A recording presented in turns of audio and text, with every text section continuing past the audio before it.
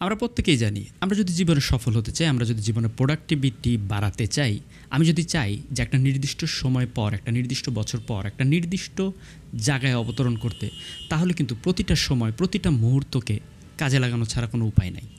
আপনি যদি সময়কে কাজে না লাগান, আপনি আপনার ড্রিম অর্জন করতে পারবেন না। কিন্তু আমি একটা নির্দিষ্ট সময় পাওয়ার পরেও সেই সময়টাকে কিন্তু বেশিরভাগ ক্ষেত্রেই কাজে লাগাতে পারি না। আমাদের প্রত্যেকের একটা অব্লিগেশন থাকে যে আমার কাছে অনেক সময় আছে, আমার কাছে অনেক অপশন আছে, আমি শুয়ে বসেই থাকছি, কিন্তু যে কাজটা আমি করতে চাচ্ছি সেই কাজটা আমি করতে পারছি না। দেখেন, আপনি যদি আমার মতো এই জিনিসটা ফিল করেন, তাহলে আজকের ভিডিওটা আপনার জন্য অনেক বেশি ইম্পর্ট্যান্ট এবং আপনি বুঝতে পারবেন যে সময়টাকে কাজে লাগানোর যে সাইকোলজিক্যাল মেকানিজম সেটা কত ইন্টারেস্টিং এবং কত সুন্দরভাবে আমরা এটাকে আমাদের মতো করে ব্যবহার করতে পারি। দেখেন, আপনাকে একটা জিনিস বুঝতে হবে যে সময়টা হচ্ছে আপেক্ষিক। দেখেন, 24 ঘন্টায় যে একদিন হয় এই জিনিসটা আমরা মেনে নিয়েছি, কিন্তু এই জিনিসটা কি হিউম্যান ক্রিয়েটেড না? আপনাকে আমাকে যদি বলা হতো যে 48 ঘন্টায় একদিন অথবা 12 ঘন্টায় একদিন বা 6 ঘন্টায় একদিন, আপনার আমার ব্রেন কিন্তু সেটা কি মেনে নিত। আমরা কিন্তু ঘন্টা, সময়, সেকেন্ড এটা মানুষেরাই তৈরি করেছে।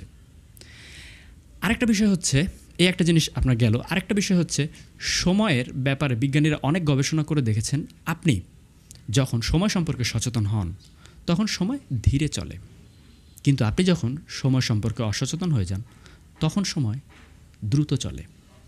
আপনারা খেয়াল করে দেখবেন যে সোশ্যাল মিডিয়াতে আমি 5 মিনিটের জন্য ঢুকে 1 ঘন্টা বা 2 ঘন্টা পার করে দিই এবং সেই 1 ঘন্টা বা 2 ঘন্টা আমাদের কাছে কোনো ফিলই হয় না, এবং এই 1 ঘন্টা 2 ঘন্টা পার করার পরে আমরা কোশ্চেন করি সময় কোন দিক দিয়ে গেল। সোশ্যাল মিডিয়ার সময় সম্পর্কে আমাকে অসচেতন করে তোলে বেধায় আমি এই 1-2 ঘন্টা ফিল করতে পারি না। ঠিক বিপরীত পক্ষে আপনি যদি কষ্টে থাকেন বা আপনি যদি বিপদে থাকেন, তখন আপনি সময় সম্পর্কে সচেতন হয়ে যান, তখন আপনি কখন এই বিপদ থেকে পার হবেন সেই সেকেন্ড গুনতে থাকেন, এবং যখনই আপনি এই সেকেন্ড গুনতে থাকেন তখনই প্রতিটা মিনিট এক একটা ঘন্টার মতো মনে হয়, তখন প্রতিটা সেকেন্ড এক একটা মিনিটের মতো মনে হয়। এই ব্যাপারটা আপনার বুঝতে হবে যে সময়টা হচ্ছে আপেক্ষিক, এবং সময় সম্পর্কে সচেতন হলে সময় বেশি পাওয়া যায়, সময় সম্পর্কে অসচেতন হলে সময় তাড়াতাড়ি চলে যায়। এই মজাটাই আমরা ইউজ করব হচ্ছে আমাদের সময়টাকে ধরে রাখার ক্ষেত্রে। দেখেন, আমি অনেক দিন ধরে চিন্তা ভাবনা করেছি যে কিভাবে এই সময়টাকে ধরে রাখা যায়। এই যে আমি একটা দিনে যতগুলো সময় পাচ্ছি, কিভাবে আমি আমার ব্রেনকে বোঝাতে পারি যে সময়টাকে তোমার কাজে লাগাতে হবে। এই জন্য সবচেয়ে ইফেক্টিভ যে ওয়ে সেটা হচ্ছে টাইম স্লটিং করা, টাইমটাকে ভাগ করে নেওয়া। টাইম ভাগ বলতে কী বোঝায়? আমি যেটা করেছি আমি সেটা আপনাকে বলছি। আমি সকাল 7টা থেকে রাত 11টা পর্যন্ত প্রতি 3 ঘন্টা পর পর একটা আলাদা আলাদা টাইম জোন ক্রিয়েট করেছি। তার মানে আমি যদি 15 ঘন্টা জেগে থাকি দিনে, এবারে তো 15 ঘন্টা যদি জেগে থাকি বা অ্যাক্টিভ থাকি, তাইলে 3 ঘন্টা পর পর কয়টা স্লট হয়? 5টা স্লট। এই 5টা স্লট আমি ভাগ করে রেখেছি, এবং আমি যে কাজটা করেছি আমি এই জিনিসটাকে খুব গুরুত্ব সহকারে দেখি। মানে আমি আমার নিজের মেন্টর, কারণ আপনি নিজেই এই টাইম স্লটটা তৈরি করছেন এবং মানতে হবে কিন্তু আপনার নিজেকেই। আপনি মেন্টর হিসেবে টাইম স্লটটা তৈরি করেছেন, স্টুডেন্ট হিসেবে আপনাকেই সেটা মানতে হবে, এটা কিন্তু অন্য কেউ করে দিচ্ছে না। তাই এখানে বিশ্বাস কিন্তু অনেক গুরুত্বপূর্ণ। নিজের এই টাইম স্লটের প্রতি বিশ্বাস স্থাপন করতে হবে। দেখেন, ওই যে আমি আগে যেটা বললাম যে 24 ঘন্টায় যে একদিন হয় এটা কিন্তু হিউম্যান ক্রিয়েটেড। তাই আমি যদি আমার টাইম জোন এইভাবে তৈরি করি যে 3 ঘন্টায় আমার একটা টাইম জোন হয়, তাহলে সেটাই আমার বিশ্বাসে পরিণত হবে। আর আমি যত সূক্ষ্ম টাইম জোন ভাগ করতে পারবো, তত বেশি আমার কাছে কিন্তু সময় সচেতনতা বাড়বে।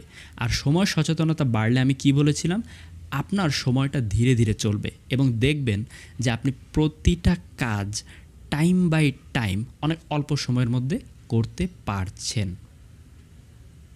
এই বিষয়টা কিন্তু আল্লাহ তাআলা খুব সুন্দরভাবে আমাদের মুসলিমদের ভিতরে দিয়ে দিয়েছেন। দেখেন, আমরা প্রতিদিন 5 ওয়াক্ত নামাজ পড়ি।